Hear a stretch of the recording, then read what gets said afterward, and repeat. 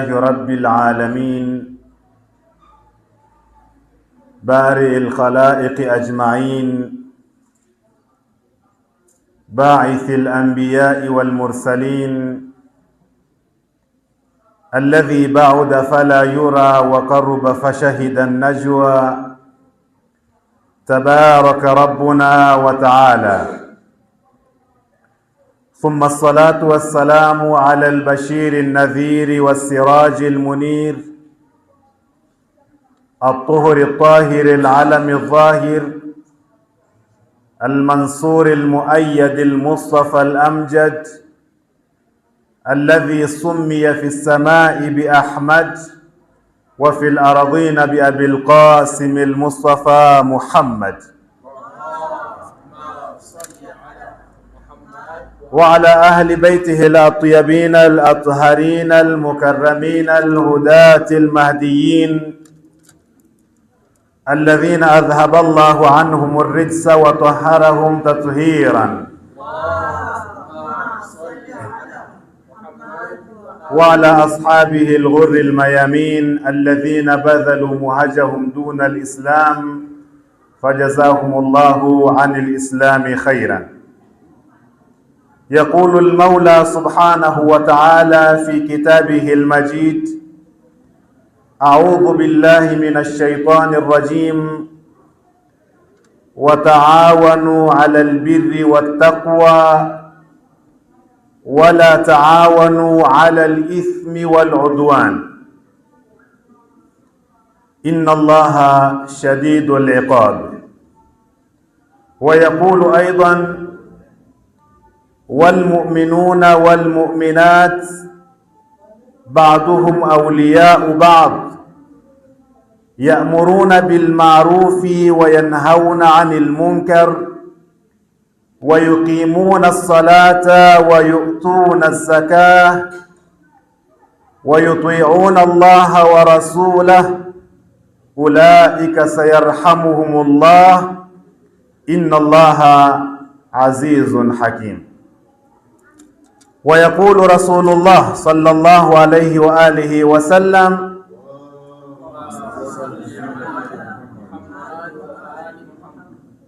من نفس عن مؤمن كربة من كرب الدنيا نفس الله عنه كربة من كرب يوم القيامة. ومن يسر على معسر يسر الله عليه في الدنيا والآخرة. ومن ستر مسلما ستره الله في الدنيا والآخرة. والله في عون العبد ما كان العبد في عون أخيه. صدق الله العلي العظيم وصدق رسوله النبي الكريم ونحن على ذلك من الشاهدين والشاكرين والحمد لله رب العالمين. إخوتي الأعزاء، السلام عليكم ورحمة الله وبركاته. أوصيكم وأوصي نفسي بتقوى الله تعالى والاجتناب عن محارم الله سبحانه وتعالى ولقد فاز المتقون. Naihusia nafsi yangu pamoja na kukuhusieni nyote juu ya kumcha Mwenyezi Mungu Subhanahu wa Ta'ala na kujiweka mbali na makatazo ya Mwenyezi Mungu Subhanahu wa Ta'ala, kwani wacha Mungu ndiyo waliofaulu. Leo tunapenda kuongelea mada inayoenda kwa anwani ya at-taawunu mafhumuhu wa atharu. At-taawunu mafhumuhu wa atharu, kusaidiana. Maana ya kusaidiana ni nini? Lakini ni zipi athari za kusaidiana? Hiyo ndio mada ambayo tutakuwa nayo kwa leo insha Allah. Kabla sijaeleza mada hii, napenda kugusia nukta moja ya msingi sana, na nukta hii naanza kwanza kujikumbusha mwenyewe, lakini pili kuwakumbusha pia ndugu zangu. Nukta yenyewe ni kwamba sisi, moja ya changamoto kubwa tulizonazo, sawaun kama wanadamu, sawaun kama Waislamu, sawaun kama jamii ya Kiafrika, sawaun kama jamii ya sehemu fulani, moja ya changamoto kubwa tulizokuwa nazo ni ile kwamba kutokuwa na tanasub kati ya ilm na alhaqaiq alkharijiyya, kutokuwa na tatabuk kati ya elimu na uhalisia wa nje. Hakuna tatabuk, haviendani. Na ndio maana utaona yanaelezwa mengi sana ya faida kubwa sana, na kila mtu ndani ya nafsi yake anakiri kwamba mambo haya ni ya faida sana. Anakiri hivyo fi alami ruh, fi alami an-nafs, katika nafsi yake, katika roho yake, katika akili yake anakiri, lakini katika uhalisia unaona ni vitu viwili tofauti. Hii ni changamoto kubwa tuliokuwa nayo sisi. Ili tufaulu, ili tuweze kufikia malengo, ili tuweze kuepukana na changamoto mbalimbali, moja ya njia zake ni pale ambapo kutakuwa na tatwabuk kati ya al-ilmu wal ma'lum. Kuwa na tatwabuk, paendane kati ya elimu unaibeba na utendaji wako wa nje viendane. Na hii si hasa kwa maulama peke yao. Kila mtu kwa nafasi aliyokuwa nayo na kwa kiwango chochote alichokuwa nacho cha utambuzi, ili uweze kufaulu, ni kuhakikisha kwamba kile ambacho unakijua unakitendea kazi. Ni kweli ulimwengu wa dhihin, ulimwengu wa akili ni tofauti na ulimwengu wa nje. Hata wanafalsafa wanatuambia kwamba ulimwengu wa dhihin tahki al-kharij, unaeleleza vitu ambavyo viko nje, lakini kunakuwa na ikhtilafu kati ya ulimwengu mbili hizi kutokana na athari zinazopatikana. Sote tunafahamu moto, tuna elimu kuhusiana na moto, lakini moto ambao tunaofahamu katika akili zetu ni ule moto uliopo kule nje, tunaoshuhudia nje. Isipokuwa tofauti ni kwamba moto unapokuwa nje una athari zake kama vile kuunguza na mfano wake, na unapokuwa katika akili unakuwa hauna hizo athari za nje. Sasa kwa kifupi, ili tuweze kufaulu, tuweze kufanikiwa, ni lazima tuhakikishe kwamba kile tunachokijua tunakifanyia kazi. Sasa anwani yetu ya leo inasema kwamba at-taawun mafhumuhu wa atharu, kusaidiana, maana ya kusaidiana na athari za kusaidiana. Ukileta katika nukta hii utaona kwamba hakuna asiyefahamu kwamba kusaidiana kuna nafasi kubwa sana katika jamii. Hakuna, kila mtu anafahamu. Tutatofautiana katika idrakat na hududi ya idrakati za at-taawun, kusaidiana kwa mipaka ipi, kwa kiwango kipi, tutatofautiana, lakini asili ya kwamba kusaidiana ni jambo zuri, hakuna mtu anashaka na hilo. Lakini njoo katika uhalisia, njoo katika tatbikati, haya tunayafahamu ambayo tunajua kwamba yana faida kubwa, yanafanyiwa kazi, tunaona kwamba tunapishana. Watu tunafahamu tuna ilmu kwamba swala ni wajibu, lakini ni wangapi wanaofahamu swala ni wajibu na hawasali? Watu tunafahamu alkhamru haramun, pombe ni haramu na inaleta madhara, tunafahamu. Lakini wangapi wenye ilmu kuhusiana na madhara ya pombe na bado wanakunywa pombe? Na nawini zingine nyingi. Tunafahamu, sote tunafahamu almasia natija yake ni nini, tunafahamu, lakini bado tutafanya maasi.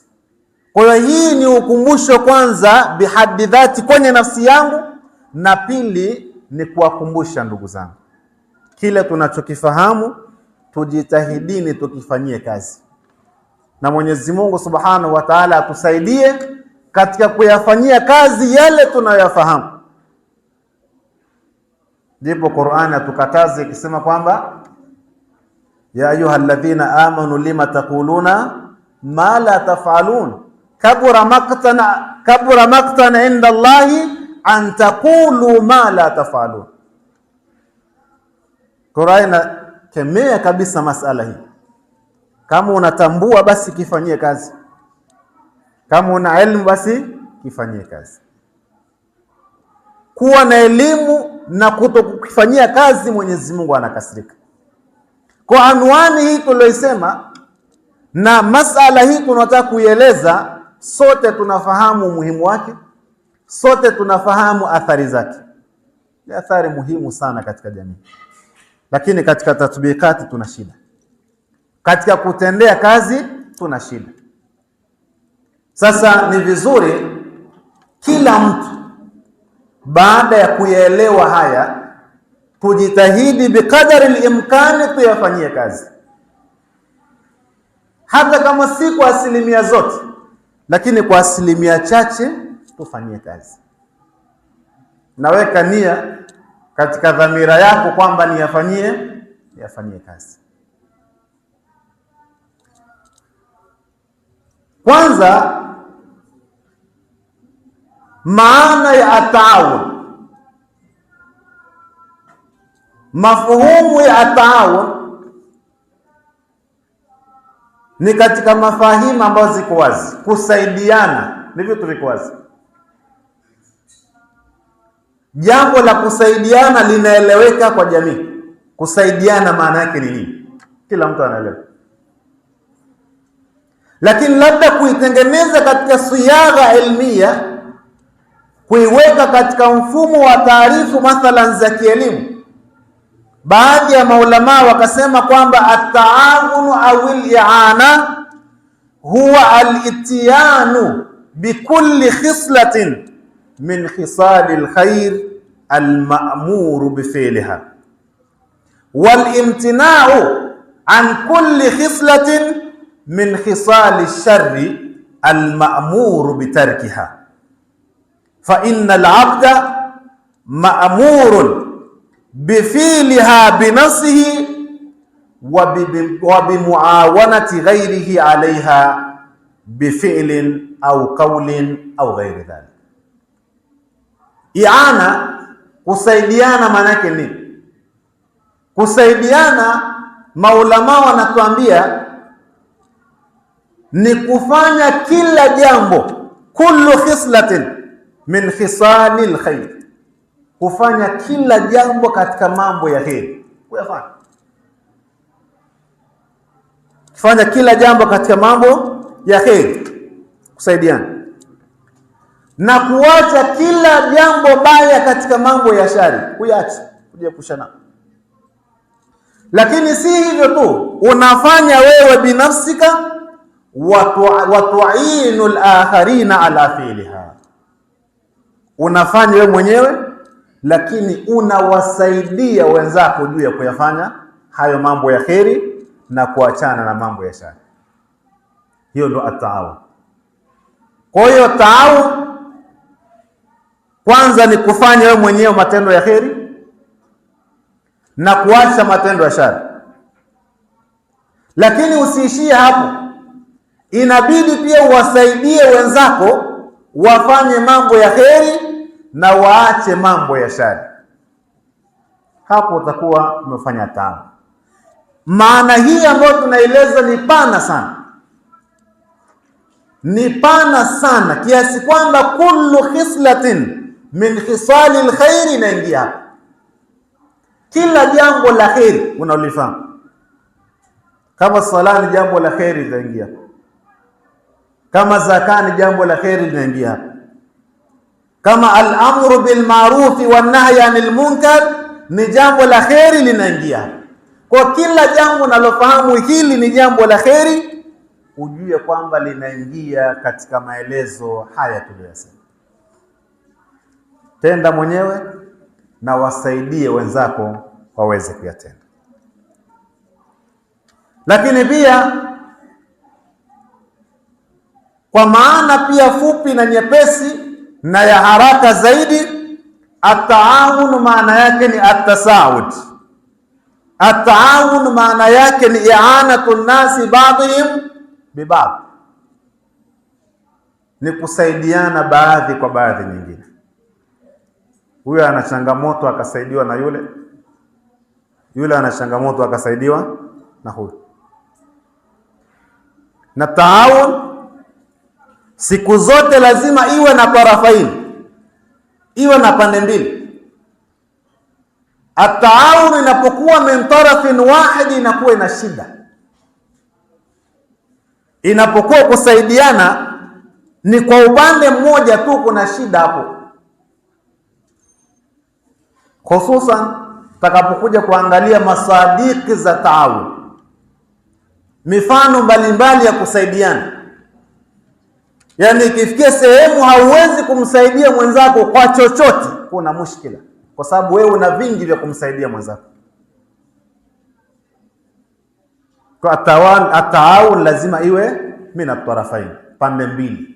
Wewe utamsaidia na yeye atakusaidia. Hiyo ndo taawun.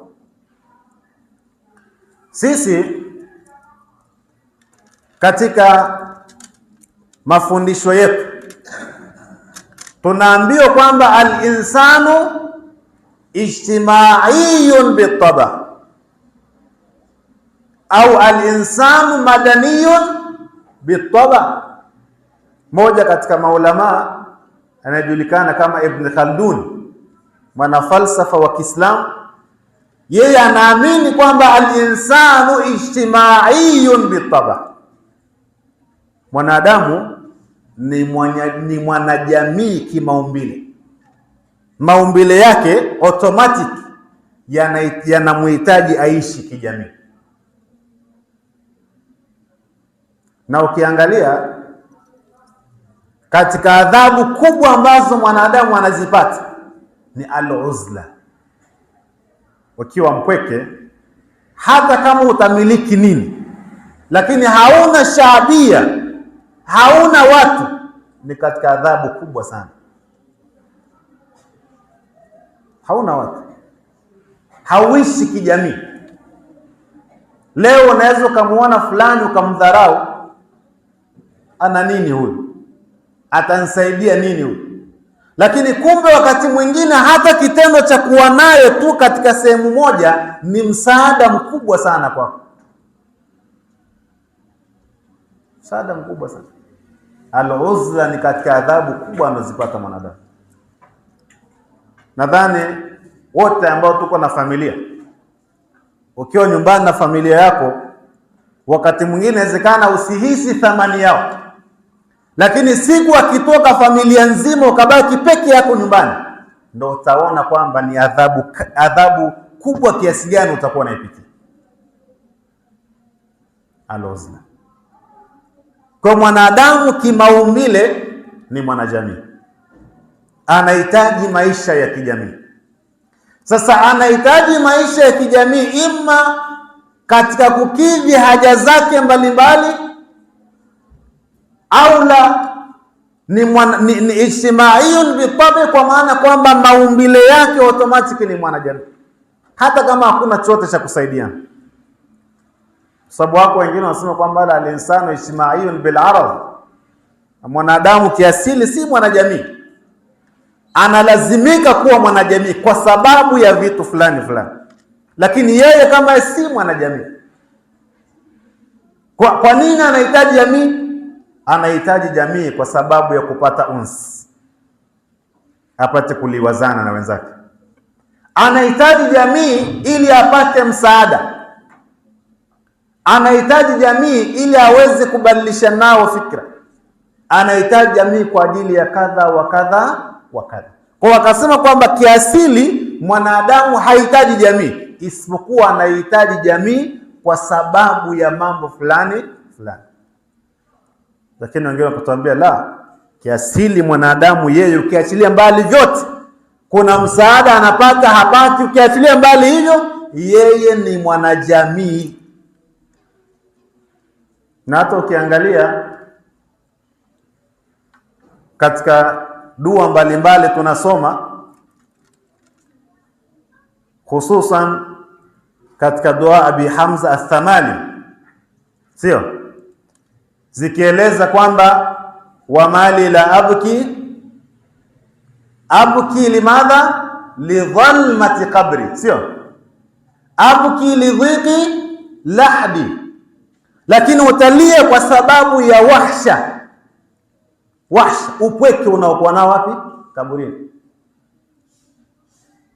Sasa hivi vyote vinathibitisha mwanadamu hata kama asihitaji msaada kwa mtu yoyote, lakini kimaumbile bado ni mwanajamii.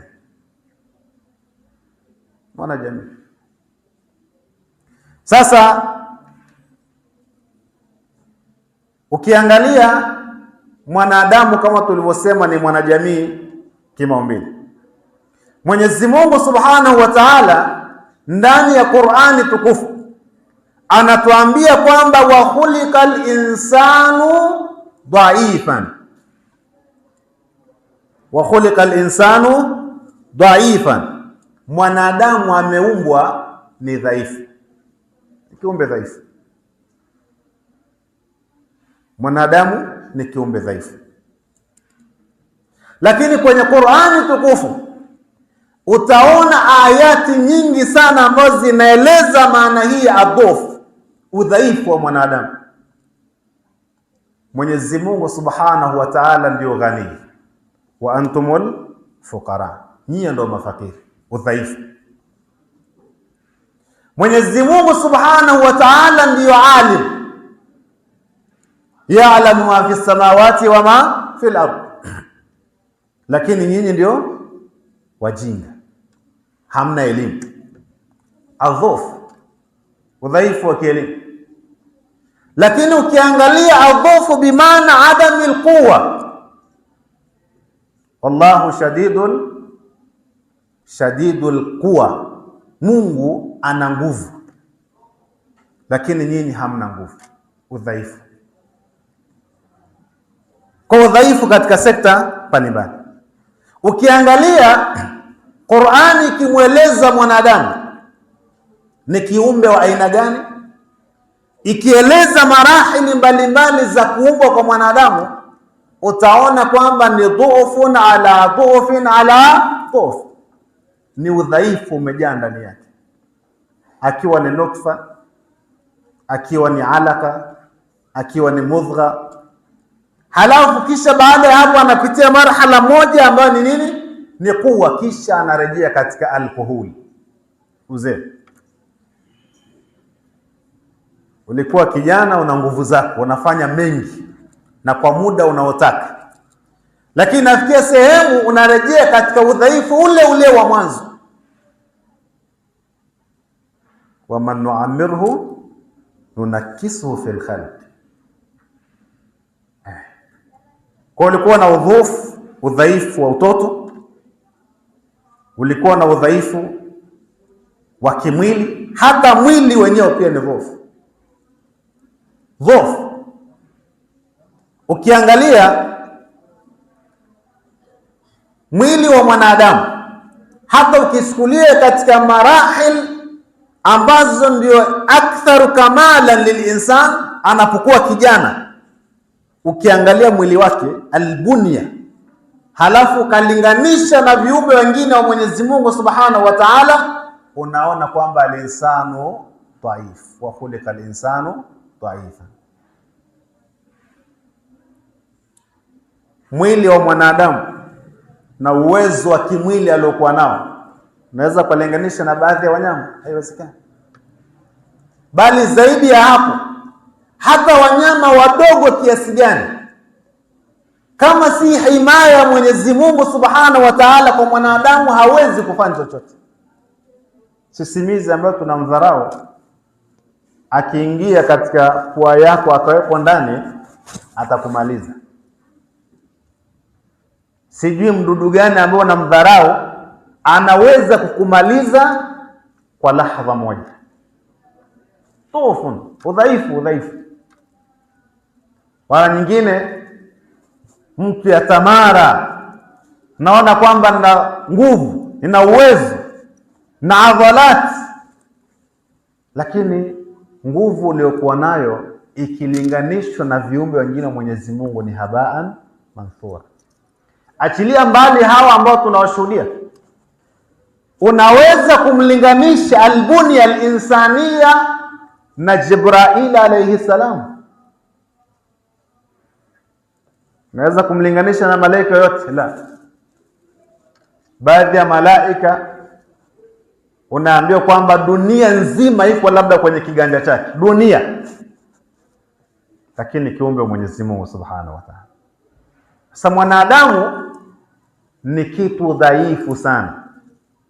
Ndio hapo baadhi ya maulama wanatuambia, ukijiangalia wewe unaona kwamba una nafasi kubwa na nguvu na uwezo, lakini angalia mji unaoishi, sehemu unaoishi, angalia nchi unaoishi ukilinganisha na nchi zingine, angalia bara unaloishi linganisha na mabara mengine. Yani vyote unakuta ni nukta fi nukta fi nukta fi nukta, ni nukta vidogo. Alafu kija ukilinganisha na ulimwengu mpana zaidi ambao fiha malayin min almajarrat, utaona kwamba si chochote, si lolote. Kwa wa khuliqa al-insanu dhaifan, mwanadamu kaumbwa akiwa dhaifu, ni dhaifu. Sasa kama mwanadamu ni dhaifu, kama mwanadamu ana udhaifu katika sekta mbalimbali, ana udhaifu wa kimwili, mwili wake ni dhaifu, lakini ana udhaifu katika sekta ya maradhi, almarad,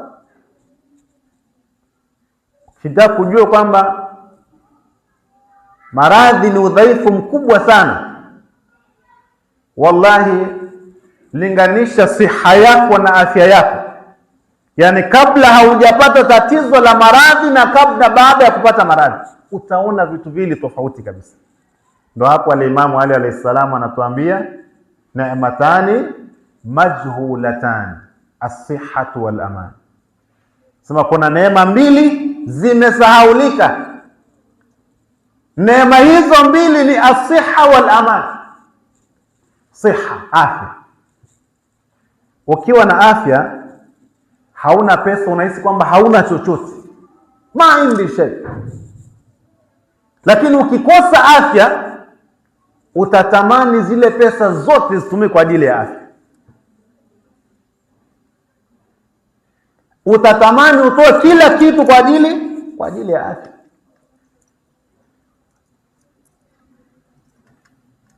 Kwa neematani majhulatan, as-sihhatu wal aman. Ukiwa na maradhi ni dhaifu, udhaifu uliokuwa nao. Lakini ukiwa na ufakiri ni udhaifu. Hapo riwaya zinatuambia kwamba lau kama ufakiri ungekuwa ni mtu la kataltuhu, simu fakiri na umaskini kama ingekuwa ni kitu kinaonekana, kinashikika, ni mtu, ni mnyama, ni kitu fulani kinashikika, ningekiua. Ile udhaifu wa ufakiri. Ni mangapi leo hayawezi kwenda kwa sababu ya ufakiri? Sio mawili matatu, mengi sana. Al-fakr ni udhaifu, udhaifu wa ujinga, udhaifu wa ujinga. Lakini akbaru dhufin ala al-insani ni adhufu au adami al-irada wal azm, kukosa irada na kukosa azma, udhaifu mkubwa sana. Nastajiru billahi min hadha dhuf. Udhaifu huu ni mkubwa kuliko udhaifu wa kukosa mali, udhaifu wa ufakiri, udhaifu wa ujinga, udhaifu si wa nini wa nini, vyote hivi ukilinganisha na udhaifu huu ni mkubwa zaidi. Tunaposema adamil irada, ni pale inapofikia hauwezi kuamua, hauwezi kuamua, hauna irada, hauna utashi, unataka lakini huwezi kufanya. Sasa hii eneo toba ina marahil. Kuna muda unatamani sana ufanye kitu fulani, lakini tayari hauna uwezo wa kufanya, hauna maamuzi ya kiirada.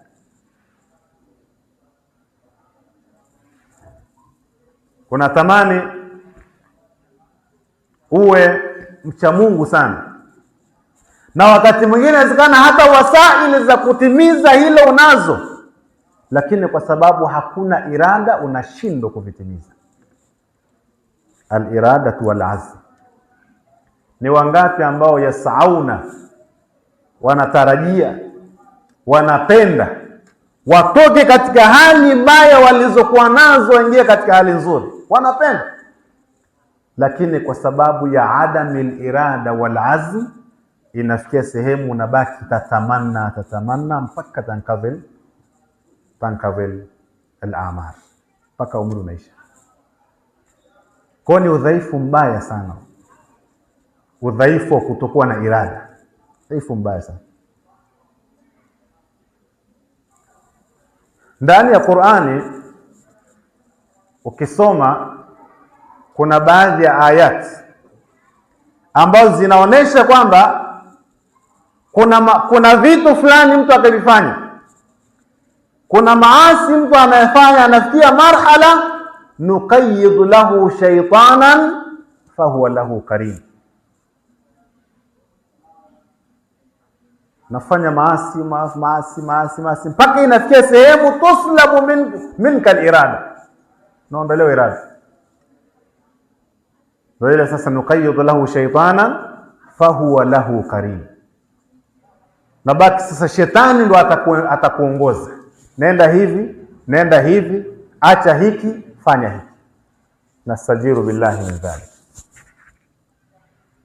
Ni hatua mbaya sana. Tumwombe Mwenyezi Mungu Subhanahu wa Ta'ala atuepushe na jambo hilo. Kosa vingi sana, lakini usikose irada, usikose azma, usikose. Sasa hayo yote tuliyoeleza kama madhaifu na mengine mengi ambayo tunayafahamu,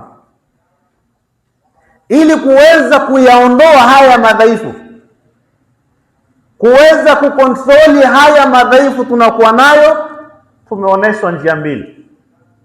Njia ya kwanza ambayo tunapewa na Mwenyezi Mungu Subhanahu wa Ta'ala ni al-i'timadu wa tawakkul ala Allah Subhanahu wa Ta'ala, ni kumtegemea Mwenyezi Mungu, ni kumuomba Mwenyezi Mungu, ni kumlilia Mwenyezi Mungu. Ya Rabbi, na tatizo hili naomba nisaidie na mapungufu haya nisaidie. Mungu anakusaidia. Lakini njia ya pili ambayo Mwenyezi Mungu anatuonesha ndiyo pale akasema kwamba wataawanu ala albirri wattaqwa wala taawanu ala alithmi waludwan. Kwa ni kweli tumtegemee Mwenyezi Mungu, ni kweli tuwe na tawakkuli kwa Mwenyezi Mungu, tumlilie Mwenyezi Mwenyezi Mungu Subhanahu wa Ta'ala, lakini tusisahau kwamba kuna njia nyingine pia ambayo lazima tuitumie, na njia hiyo pia ni kutoka Mwenyezi Mungu Subhanahu wa Ta'ala. Katuonesha kwamba saidianeni, msaidiane, wataawanu ala albirri wattaqwa, saidiana juu ya mambo mema, mambo ya kheri, mambo mazuri, saidianeni. Unaona mwenzako ana mushkila, na albirri ina maana pana sana. Albirri ni jambo lolote zuri, inabidi kusaidiana. Kwa kama utaona kuna mwenzako ana uzembe katika masala ya ibada, msaidie. Kama utaona kuna mwenzako ana mushkila katika uchumi, msaidie. Kama utaona kuna mwenzako ana halali yoyote, msaidie.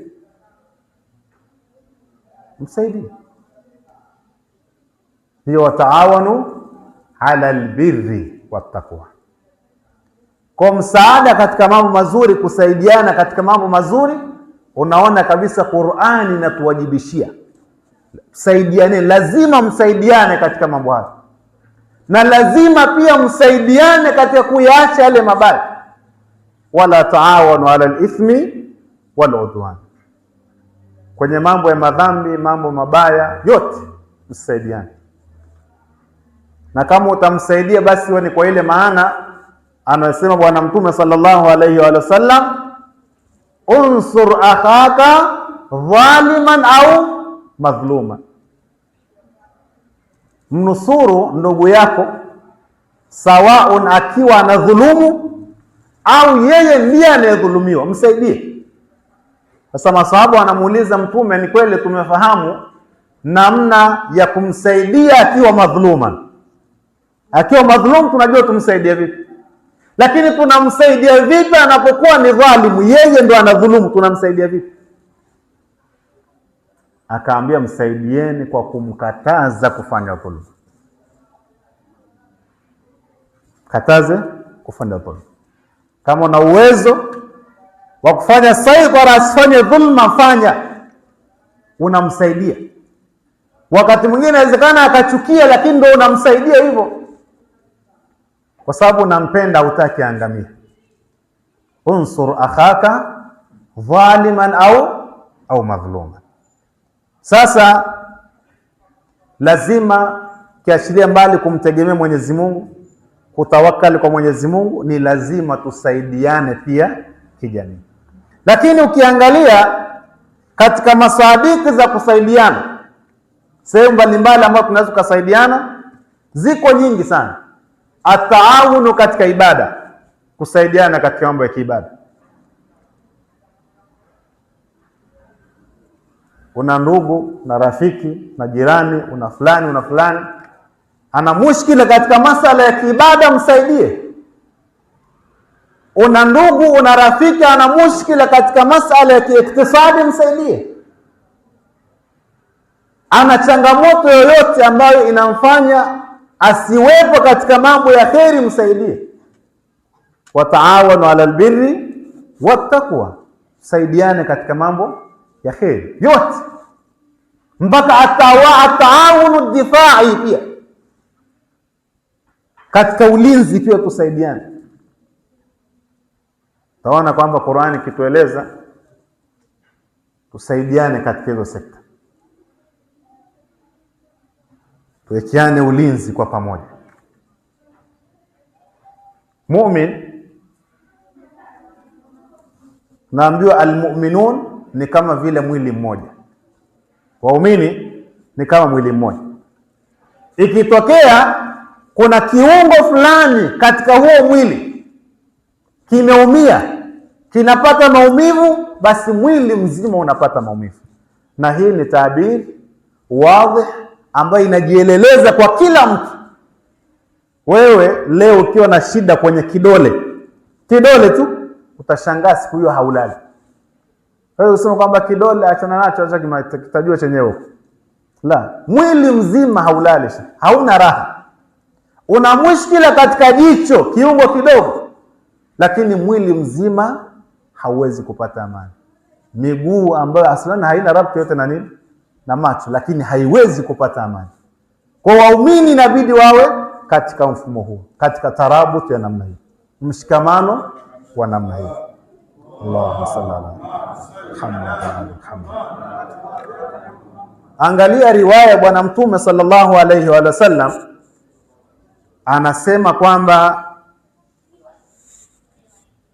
anasema man nafasa an mu'minin kurbatan min kurabi dunya nafasa Allahu anhu kurbatan min kurabi yaumi alqiyama.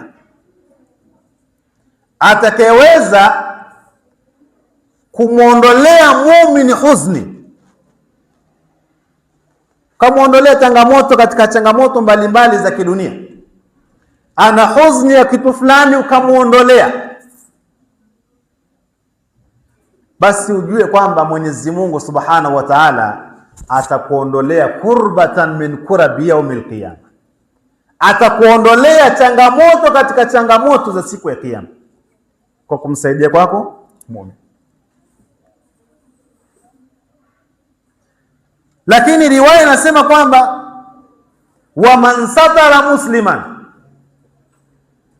fi dunya satarahu Allahu fi dunya wal akhirah. Atakamstiri muumini katika dunia hii. Muumini fulani ana mapungufu shakhsia, mapungufu binafsi. Hapa kuna mafunzo ya kutofanya ifsha ya asrar na kadhaa ya shakhsia, mambo ya mtu binafsi na yatoa unafikisha sehemu zingine. Sasa Mtume anasema ukimstiri muumini, basi ujue kwamba Mwenyezi Mungu Subhanahu wa Ta'ala atakusiri duniani na akhera. Lakini angalia riwaya ikaweka sharti, ikasema kwamba wallahu fi auni al-abdi ma kana al-abdu fi auni akhihi. Mwenyezi Mungu siku zote yupo na anamsaidia mja, kwa sharti mja yule anapoendelea kumsaidia mwenzake. Ikiwa wewe unataka auni na msaada wa Mwenyezi Mungu Subhanahu wa Ta'ala, basi msaidie mwenzako.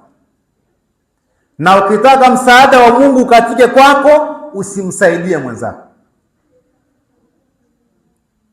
Ili msaada wa Mwenyezi Mungu uendelee kwako, hakikisha kwamba msaada wako pia unaendelea kwa ndugu yako. Wallahu fi auni al-abdi ma kana al-abdu fi auni akhihi. Mungu ataendelea kusaidia pale ambapo wewe utaendelea kuwasaidia wengine.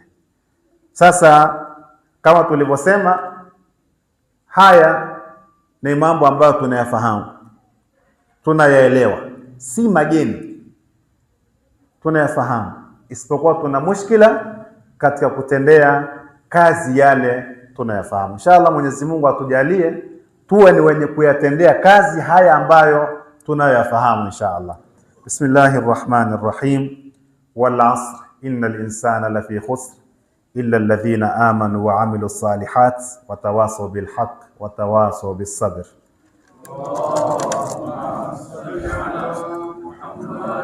Rabbil alamin bari'il khalaiqi ajma'in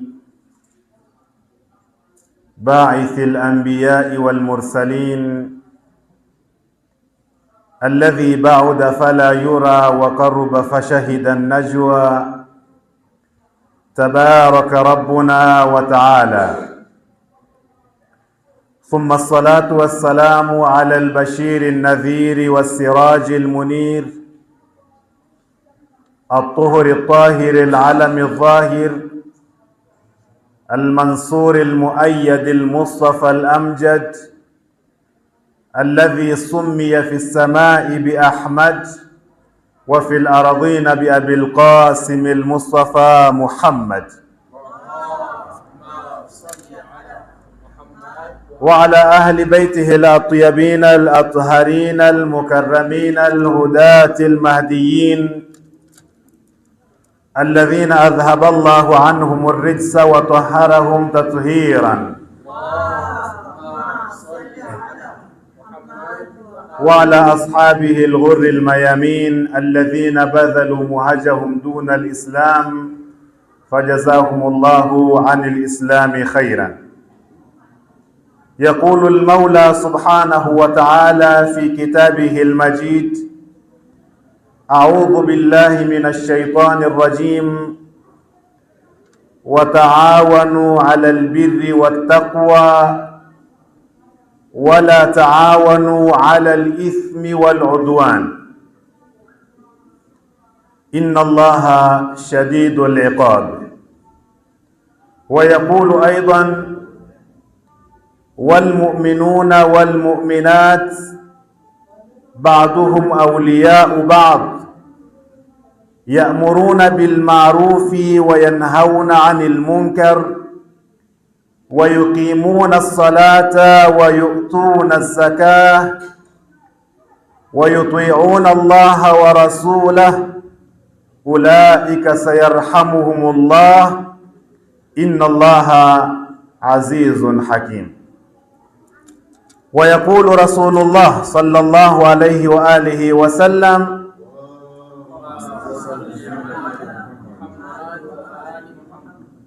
من نفس عن مؤمن كربة من كرب الدنيا نفس الله عنه كربة من كرب يوم القيامة. ومن يسر على معسر يسر الله عليه في الدنيا والآخرة. ومن ستر مسلما ستره الله في الدنيا والآخرة. والله في عون العبد ما كان العبد في عون أخيه. صدق الله العلي العظيم وصدق رسوله النبي الكريم ونحن على ذلك من الشاهدين والشاكرين والحمد لله رب العالمين. إخوتي الأعزاء، السلام عليكم ورحمة الله وبركاته. أوصيكم وأوصي نفسي بتقوى الله تعالى والاجتناب عن محارم الله سبحانه وتعالى ولقد فاز المتقون. Naihusia nafsi yangu pamoja na kukuhusieni nyote juu ya kumcha Mwenyezi Mungu Subhanahu wa Ta'ala na kujiweka mbali na makatazo ya Mwenyezi Mungu Subhanahu wa Ta'ala, kwani wacha Mungu ndiyo waliofaulu. Leo tunapenda kuongelea mada inayoenda kwa anwani ya at-taawunu mafhumuhu wa atharu.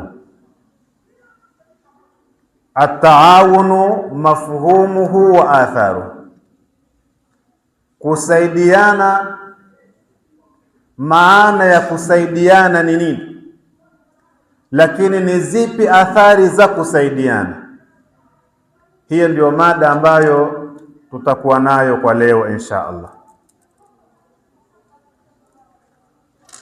Kabla sijaeleza mada hii, napenda kugusia nukta moja ya msingi sana, na nukta hii naanza kwanza kujikumbusha mwenyewe, lakini pili kuwakumbusha pia ndugu zangu. Nukta yenyewe ni kwamba sisi, moja ya changamoto kubwa tulizo nazo, sawaun kama wanadamu, sawaun kama Waislamu, sawaun kama jamii ya Kiafrika, sawaun kama jamii ya sehemu fulani, moja ya changamoto kubwa tulizokuwa nazo ni ile kwamba kutokuwa na tanasub kati ya ilm na alhaqaiq alkharijiyya. kutokuwa na tatwabuk kati ya elimu na uhalisia wa nje. Hakuna tatwabuk, haviendani. Na ndio maana utaona yanaelezwa mengi sana ya faida kubwa sana, na kila mtu ndani ya nafsi yake anakiri kwamba mambo haya ni ya faida sana. Anakiri hivyo fi alami ruh, fi alami an-nafs, katika nafsi yake, katika roho yake, katika akili yake anakiri, lakini katika uhalisia unaona ni vitu viwili tofauti. Hii ni changamoto kubwa tuliokuwa nayo sisi. Ili tufaulu, ili tuweze kufikia malengo, ili tuweze kuepukana na changamoto mbalimbali, moja ya njia zake ni pale ambapo kutakuwa na tatwabuk kati ya al-ilmu wal ma'lum. Kuwa na tatwabuk, paendane kati ya elimu unaoibeba na utendaji wako wa nje viendane. Na hii si hasa kwa maulama peke yao. Kila mtu kwa nafasi aliyokuwa nayo na kwa kiwango chochote alichokuwa nacho cha utambuzi, ili uweze kufaulu, ni kuhakikisha kwamba kile ambacho unakijua unakitendea kazi. Ni kweli ulimwengu wa dhihin, ulimwengu wa akili ni tofauti na ulimwengu wa nje. Hata wanafalsafa wanatuambia kwamba ulimwengu wa dhihin tahki al-kharij, unaeleleza vitu ambavyo viko nje, lakini kunakuwa na ikhtilafu kati ya ulimwengu mbili hizi kutokana na athari zinazopatikana. Sote tunafahamu moto, tuna elimu kuhusiana na moto, lakini moto ambao tunaofahamu katika akili zetu ni ule moto uliopo kule nje, tunaoshuhudia nje. Isipokuwa tofauti ni kwamba moto unapokuwa nje una athari zake kama vile kuunguza na mfano wake, na unapokuwa katika akili unakuwa hauna hizo athari za nje. Sasa kwa kifupi, ili tuweze kufaulu, tuweze kufanikiwa, ni lazima tuhakikishe kwamba kile tunachokijua tunakifanyia kazi. Sasa anwani yetu ya leo inasema kwamba at-taawun mafhumuhu wa atharu, kusaidiana, maana ya kusaidiana na athari za kusaidiana. Ukileta katika nukta hii utaona kwamba hakuna asiyefahamu kwamba kusaidiana kuna nafasi kubwa sana katika jamii. Hakuna, kila mtu anafahamu. Tutatofautiana katika idrakat na hududi ya idrakati za at-taawun, kusaidiana kwa mipaka ipi, kwa kiwango kipi, tutatofautiana, lakini asili ya kwamba kusaidiana ni jambo zuri, hakuna mtu anashaka na hilo.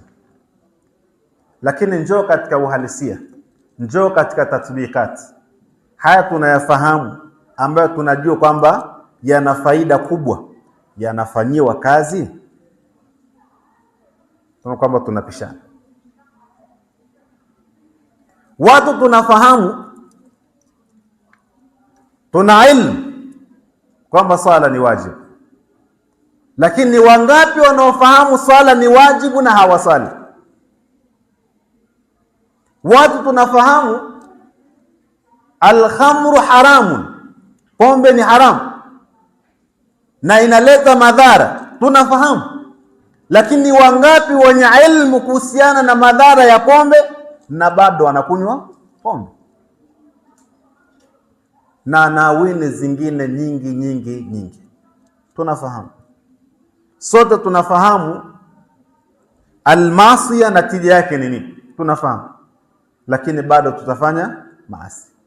Kwa hiyo hii ni ukumbusho kwanza bihadidhati kwenye nafsi yangu, na pili ni kuwakumbusha ndugu zangu, kile tunachokifahamu tujitahidini tukifanyie kazi. na Mwenyezi Mungu Subhanahu wa Ta'ala atusaidie katika kuyafanyia kazi yale tunayofahamu.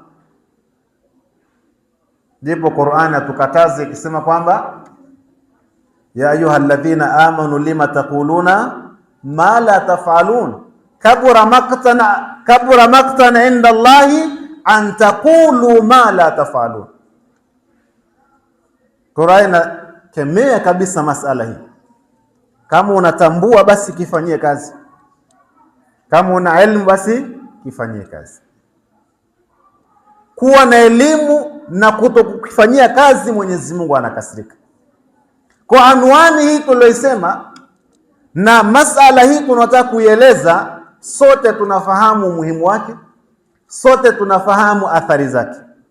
Ni athari muhimu sana katika jamii, lakini katika tatbikati tuna shida, katika kutendea kazi tuna shida. Sasa ni vizuri kila mtu baada ya kuyaelewa haya kujitahidi bikadari al-imkani kuyafanyia kazi, hata kama si kwa asilimia zote, lakini kwa asilimia chache tufanyie kazi. Naweka nia katika dhamira yako kwamba niyafanyie kazi. Kwanza, maana ya ataawun. Mafhumu ya ataawun ni katika mafahimu ambazo ziko wazi. Kusaidiana ni vitu viko wazi. Jambo la kusaidiana linaeleweka kwa jamii. Kusaidiana maana yake ni nini? Kila mtu anaelewa. Lakini labda kuitengeneza katika siyagha ilmia, kuiweka katika mfumo wa taarifu mathalan za kielimu, baadhi ya maulama wakasema kwamba at-taawunu au al-i'ana huwa al-ityanu bikulli khislatin min khisalil khair al-ma'mur bifi'liha wal-imtina'u an kulli khislatin min khisali sharri al-ma'mur bitarkiha fa innal 'abda ma'murun bifiliha binafsihi wa bimuawanati ghairihi alaiha bifilin au qawlin au ghairi dhalik. Iana, kusaidiana maana yake nini? Kusaidiana, maulama wanatuambia ni kufanya kila jambo, kullu khislatin min khisalil khair, kufanya kila jambo katika mambo ya heri, kuyafanya. Kufanya kila jambo katika mambo ya heri, kusaidiana, na kuacha kila jambo baya katika mambo ya shari, kuacha, kujiepusha. Lakini si hivyo tu, unafanya wewe binafsika wa tu'inu al-akharina ala fi'liha. Unafanya wewe mwenyewe, lakini unawasaidia wenzako juu ya kuyafanya hayo mambo ya kheri na kuachana na mambo ya shari. Hiyo ndo at-taawun. Kwa hiyo taawun kwanza ni kufanya wewe mwenyewe matendo ya kheri na kuacha matendo ya shari. Lakini usiishie hapo, inabidi pia uwasaidie wenzako wafanye mambo ya kheri na waache mambo ya shari. Hapo utakuwa umefanya taawun. Maana hii ambayo tunaeleza ni pana sana, ni pana sana kiasi kwamba kullu khislatin min khisali alkhair inaingia hapa. Kila jambo la kheri unalifahamu. Kama sala ni jambo la kheri linaingia hapa. Kama zaka ni jambo la kheri linaingia hapa. Kama al-amru bil ma'ruf wan nahy 'anil munkar ni jambo la kheri linaingia hapa. Kwa kila jambo unalofahamu hili ni jambo la kheri, ujue kwamba linaingia katika maelezo haya tuliyosema. Tenda mwenyewe na wasaidie wenzako waweze kuyatenda. Lakini pia kwa maana pia fupi na nyepesi na ya haraka zaidi. At-taawun maana yake ni at-tasaud. At-taawun maana yake ni i'anatu nasi ba'dihim bi ba'd, ni kusaidiana baadhi kwa baadhi nyingine. Huyo ana changamoto akasaidiwa na yule, yule ana changamoto akasaidiwa na huyo. Na taawun siku zote lazima iwe na tarafaini, iwe na pande mbili. At-taawun inapokuwa min tarafin wahid inakuwa ina shida.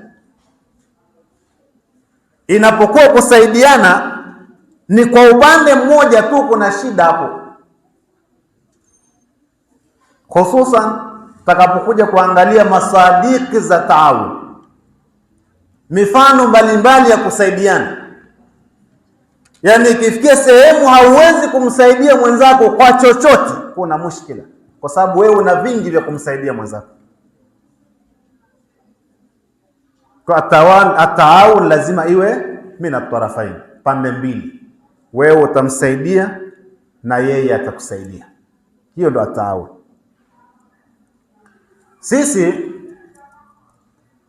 katika mafundisho yetu tunaambiwa kwamba al-insanu ijtimaiyun bitaba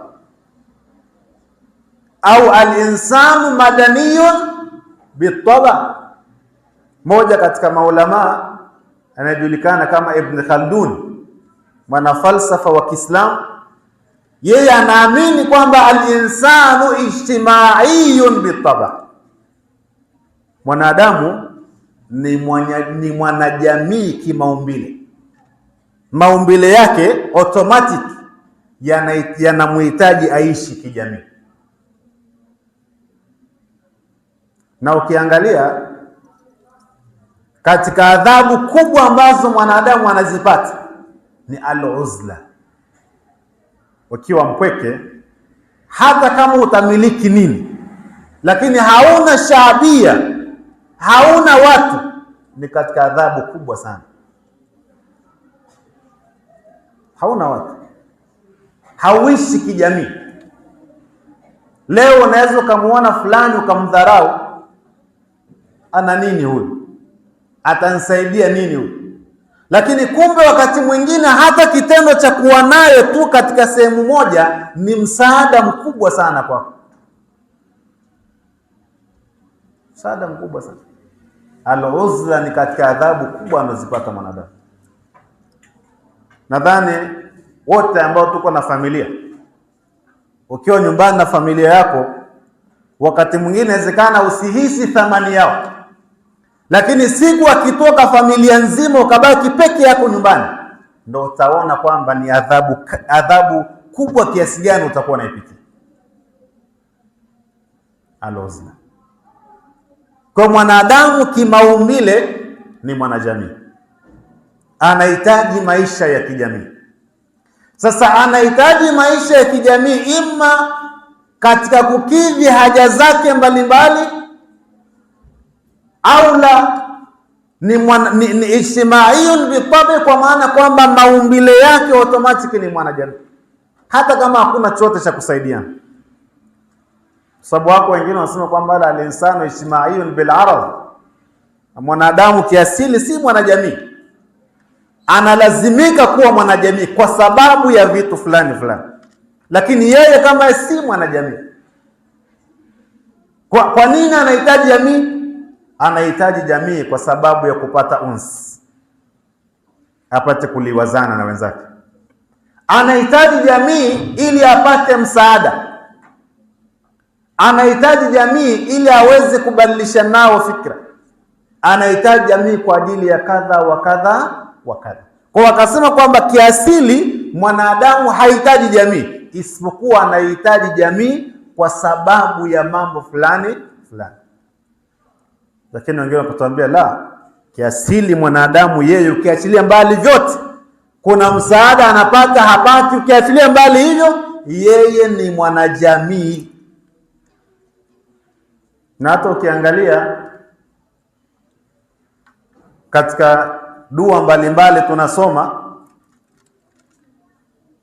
hususan katika dua Abi Hamza Athamali, sio, zikieleza kwamba wa mali la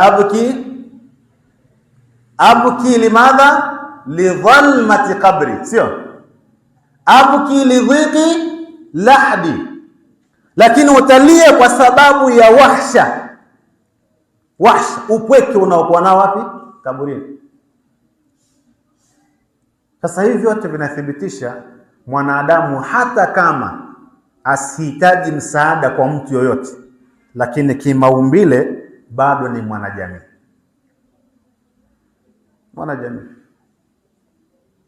Sasa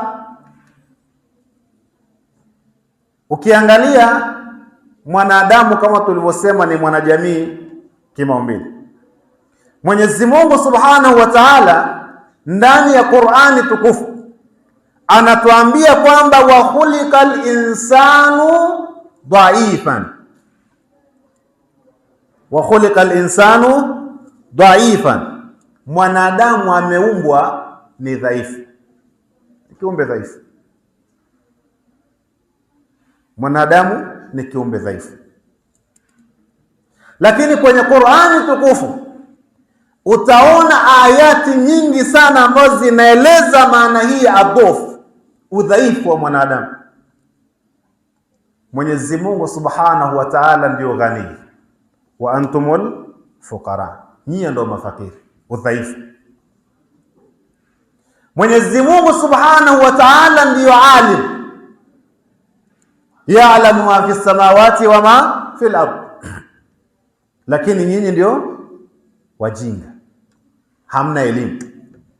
Adhofu, udhaifu wa kielimu.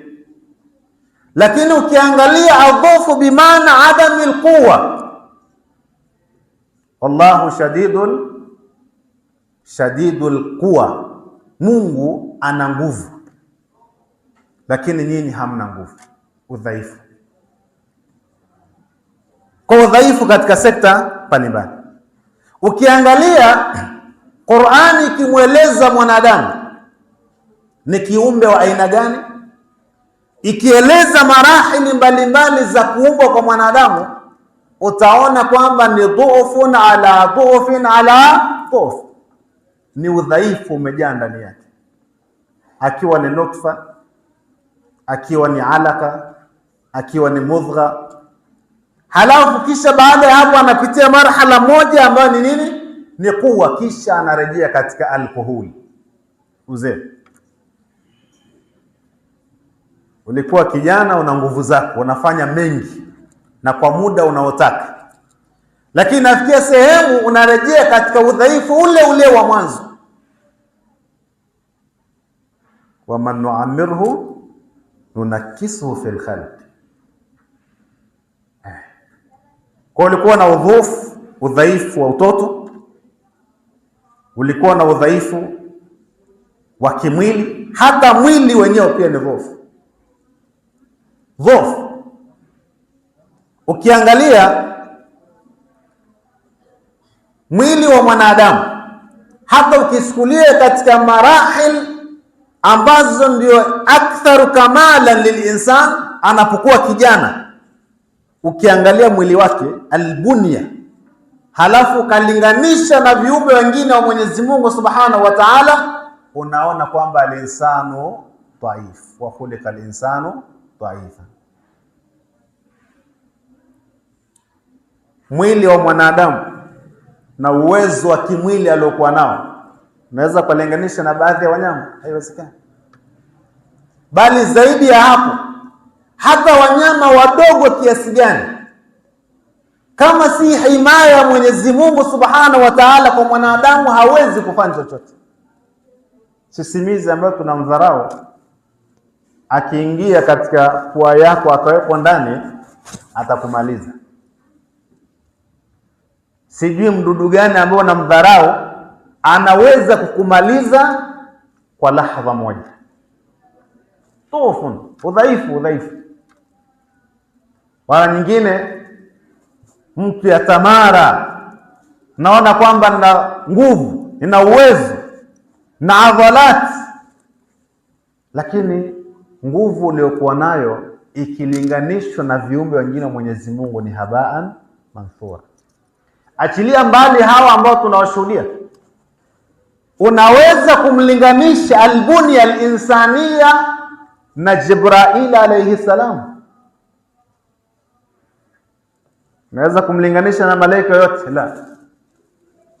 Baadhi ya malaika unaambiwa kwamba dunia nzima iko labda kwenye kiganja chake, dunia, lakini kiumbe wa Mwenyezi Mungu Subhanahu wa Ta'ala.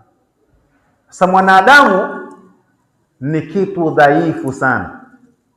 Ndio hapo baadhi ya maulama wanatuambia, ukijiangalia wewe unaona kwamba una nafasi kubwa na nguvu na uwezo, lakini angalia mji unaoishi, sehemu unaoishi, angalia nchi unaoishi ukilinganisha na nchi zingine, angalia bara unaloishi linganisha na mabara mengine. Yani vyote unakuta ni nukta fi nukta fi nukta fi nukta, ni nukta vidogo vidogo.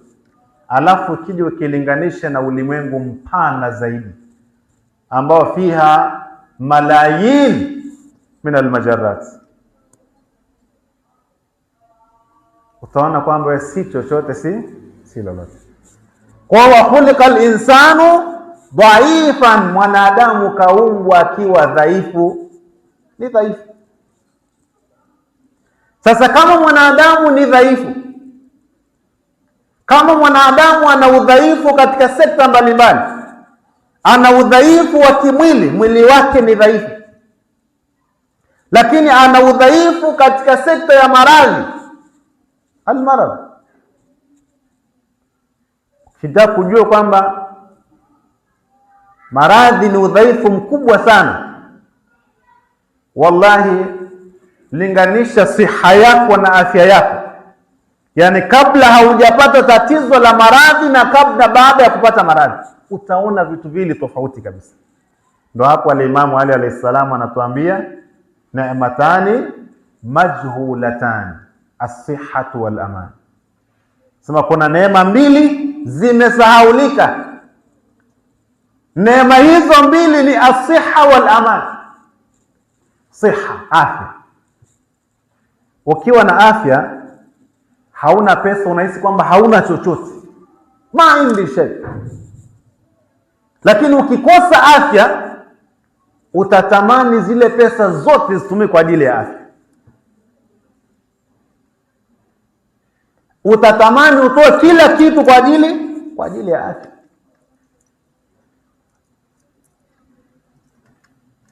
Kwa neematani majhulatan, as-sihhat wal aman. Ukiwa na maradhi ni dhofun, udhaifu uliokuwa nao. Lakini ukiwa na ufakiri ni udhaifu. Hapo riwaya zinatuambia kwamba lau kama ufakiri ungekuwa ni mtu la kataltuhu, si ufakiri na umaskini kama ingekuwa ni kitu kinaonekana, kinashikika, ni mtu, ni mnyama, ni kitu fulani kinashikika, ningekiua. Ile udhaifu wa ufakiri. Ni mangapi leo hayawezi kwenda kwa sababu ya ufakiri? Sio mawili matatu, mengi sana. Al-fakr ni udhaifu. Udhaifu wa ujinga, udhaifu wa ujinga. Lakini akbaru dhufin ala al-insani ni adhufu au adami al-irada wal azm, kukosa irada na kukosa azma, udhaifu mkubwa sana. Nastajiru billahi min hadha dhuf. Udhaifu huu ni mkubwa kuliko udhaifu wa kukosa mali, udhaifu wa ufakiri, udhaifu wa ujinga, udhaifu si wa nini, vyote hivi ukilinganisha na udhaifu huu ni mkubwa zaidi. Tunaposema adamil irada, ni pale inapofikia hauwezi kuamua. Hauwezi kuamua. Hauna irada, hauna utashi. Unataka lakini huwezi kufanya. Sasa hii eneo toba ina marahil. Kuna muda unatamani sana ufanye kitu fulani, lakini tayari hauna uwezo wa kufanya. Hauna maamuzi ya kiirada.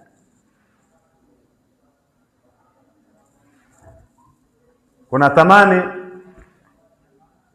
uwe mcha Mungu sana, na wakati mwingine inawezekana hata wasaili za kutimiza hilo unazo, lakini kwa sababu hakuna irada unashindwa kuvitimiza. Al-iradatu wal-azm. Ni wangapi ambao yasauna, wanatarajia, wanapenda watoke katika hali mbaya walizokuwa nazo waingie katika hali nzuri, wanapenda, lakini kwa sababu ya adamil irada wal azm inafikia sehemu unabaki tatamanna mpaka tankavil al-amar, mpaka umri unaisha. Kwa ni udhaifu mbaya sana, udhaifu wa kutokuwa na irada, udhaifu mbaya sana. Ndani ya Qur'ani ukisoma kuna baadhi ya ayat ambazo zinaonesha kwamba kuna vitu fulani mtu akivifanya, kuna maasi mtu anayefanya, anafikia marhala nuqayyid lahu shaytanan fahuwa lahu karim. Nafanya maasi mpaka inafikia sehemu tuslabu minka al-irada, naondolewa irada. Ndio sasa nuqayyid lahu shaytanan fahuwa lahu karim. Nabaki sasa shetani ndo atakuongoza, nenda hivi, acha hiki, fanya hiki. Nastajiru billahi min dhalik. Ni hatua mbaya sana. Tumwombe Mwenyezi Mungu Subhanahu wa Ta'ala atuepushe na jambo hilo. Kosa vingi sana, lakini usikose irada, usikose azma, usikose. Sasa hayo yote tuliyoeleza kama madhaifu na mengine mengi ambayo tunayafahamu, ili kuweza kuyaondoa haya madhaifu, kuweza kukontroli haya madhaifu tunakuwa nayo, tumeonyeshwa njia mbili. Njia ya kwanza ambayo tunapewa na Mwenyezi Mungu Subhanahu wa Ta'ala ni al-i'timadu wa tawakkul ala Allah Subhanahu wa Ta'ala, ni kumtegemea Mwenyezi Mungu, ni kumuomba Mwenyezi Mungu, ni kumlilia Mwenyezi Mungu. Ya Rabbi, na tatizo hili naomba unisaidie, na mapungufu haya nisaidie. Mungu anakusaidia. Lakini njia ya pili ambayo Mwenyezi Mungu anatuonesha ndiyo pale akasema kwamba wataawanu ala albirri wattaqwa wala taawanu ala alithmi waludwan. Kwa ni kweli tumtegemee Mwenyezi Mungu, ni kweli tuwe na tawakkuli kwa Mwenyezi Mungu, tumlilie Mwenyezi Mungu Subhanahu wa Ta'ala, lakini tusisahau kwamba kuna njia nyingine pia ambayo lazima tuitumie, na njia hiyo pia ni kutoka Mwenyezi Mungu Subhanahu wa Ta'ala. Katuonesha kwamba saidianeni,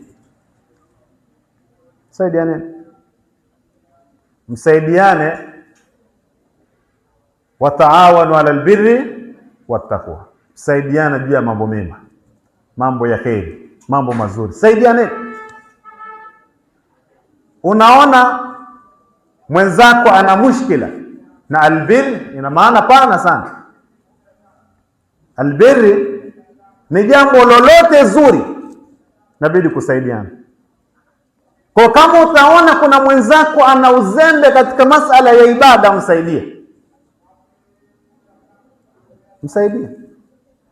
Kama utaona kuna mwenzako ana mushkila katika uchumi, msaidie.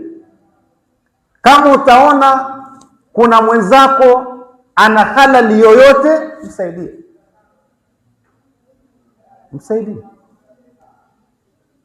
Hiyo wataawanu ala albirri wattaqwa. Kwa msaada katika mambo mazuri, kusaidiana katika mambo mazuri, unaona kabisa Qur'ani inatuwajibishia saidiane, lazima msaidiane katika mambo hayo, na lazima pia msaidiane katika kuyaacha yale mabaya. Wala taawanu ala al-ithmi wal udwan, kwenye mambo ya madhambi, mambo mabaya yote msaidiane. Na kama utamsaidia basi ni kwa ile maana anasema Bwana Mtume sallallahu alayhi wa sallam, unsur akhaka dhaliman au madhluma, mnusuru ndugu yako sawaun akiwa anadhulumu au yeye ndiye anayedhulumiwa, msaidie.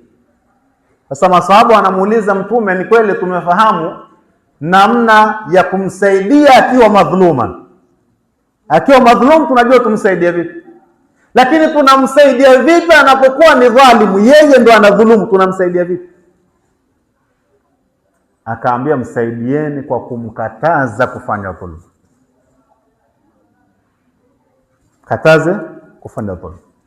Kama una uwezo wa kufanya saidara asifanye dhulma, fanya, unamsaidia. Wakati mwingine inawezekana akachukia, lakini ndo unamsaidia hivyo kwa sababu unampenda, hutaki angamie. Unsur akhaka dhaliman au madhluma. Sasa lazima kiashiria mbali kumtegemea Mwenyezi Mungu, kutawakali kwa Mwenyezi Mungu, ni lazima tusaidiane pia kijamii. Lakini ukiangalia katika masadiki za kusaidiana, sehemu mbalimbali ambapo tunaweza kusaidiana ziko nyingi sana. Ataawunu katika ibada, kusaidiana katika mambo ya kiibada. Una ndugu na rafiki na jirani, una fulani ana mushkila katika masala ya kiibada, msaidie. Una ndugu, una rafiki ana mushkila katika masala ya kiiktisadi, msaidie. Ana changamoto yoyote ambayo inamfanya asiwepo katika mambo ya kheri, msaidie. Wataawanu ala albirri wattaqwa, saidiane katika mambo ya kheri yote, mpaka ataawunu difai pia, katika ulinzi pia tusaidiane. Taona kwamba Qur'ani kitueleza tusaidiane katika hizo sekta, tuwekeane ulinzi kwa pamoja. Mu'min, naambiwa almu'minun ni kama vile mwili mmoja, waumini ni kama mwili mmoja. Ikitokea kuna kiungo fulani katika huo mwili kimeumia, kinapata maumivu, basi mwili mzima unapata maumivu. Na hii ni tabiri wazi ambayo inajieleleza kwa kila mtu. Wewe leo ukiwa na shida kwenye kidole tu, utashangaa siku hiyo haulali. Wewe usema kwamba kidole achana nacho, acha kitajua chenyewe. La, mwili mzima haulali, hauna raha. Una mushkila katika jicho, kiungo kidogo, lakini mwili mzima hauwezi kupata amani. Miguu ambayo aslana haina rabta yote na nini na macho, lakini haiwezi kupata amani. Kwa waumini inabidi wawe katika mfumo huu, katika tarabut ya namna hii, mshikamano wa namna hii. Allahumma salli ala Muhammad. Angalia riwaya Bwana Mtume sallallahu alayhi wa sallam anasema kwamba, anasema man nafasa an mu'minin kurbatan min kurabi dunya nafasallahu anhu kurbatan min kurabi yaumil qiyamah. Atakayeweza kumuondolea muumini huzuni, kumuondolea changamoto katika changamoto mbalimbali za kidunia, ana huzuni ya kitu fulani ukamuondolea, basi ujue kwamba Mwenyezi Mungu Subhanahu wa Ta'ala atakuondolea kurbatan min kurabi yaumil qiyama, atakuondolea changamoto katika changamoto za siku ya Kiyama kwa kumsaidia kwako muumini.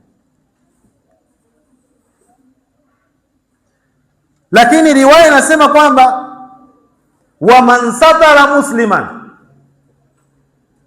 fi dunya satarahu Allahu fi dunya wal akhirah, atakemstiri muumini katika dunia hii. Muumini fulani ana mapungufu shakhsia, mapungufu binafsi. Hapa kuna mafunzo ya kutofanya ifsha ya asrar na kadhaa ya shakhsia, mambo ya mtu binafsi na yatoa unafikisha sehemu zingine. Sasa Mtume anasema ukimstiri muumini, basi ujue kwamba Mwenyezi Mungu Subhanahu wa Ta'ala atakustiri duniani na akhera. Lakini angalia riwaya ikaweka sharti, ikasema kwamba wallahu fi auni al-abdi ma kana al-abdu fi auni akhihi. Mwenyezi Mungu siku zote yupo na anamsaidia mja, kwa sharti mja yule anapoendelea kumsaidia mwenzake. Ikiwa wewe unataka auni na msaada wa Mwenyezi Mungu Subhanahu wa Ta'ala, basi msaidie mwenzako. Na ukitaka msaada wa Mungu katike kwako, usimsaidie mwenzako. Ili msaada wa Mwenyezi Mungu uendelee kwako, hakikisha kwamba msaada wako pia unaendelea kwa ndugu yako. Wallahu fi auni al-abdi ma kana al-abdu fi auni akhihi. Mungu ataendelea kukusaidia pale ambapo wewe utaendelea kuwasaidia wengine. Sasa kama tulivyosema, haya ni mambo ambayo tunayafahamu, tunayaelewa, si mageni, tunayafahamu, isipokuwa tuna mushkila katika kutendea kazi yale tunayafahamu. Inshallah Mwenyezi Mungu atujalie tuwe ni wenye kuyatendea kazi haya ambayo tunayafahamu inshallah. Bismillahirrahmanirrahim. Wal 'asr innal insana lafi khusr illa alladhina amanu wa 'amilus salihat wa tawasaw bil haqq wa tawasaw bis sabr.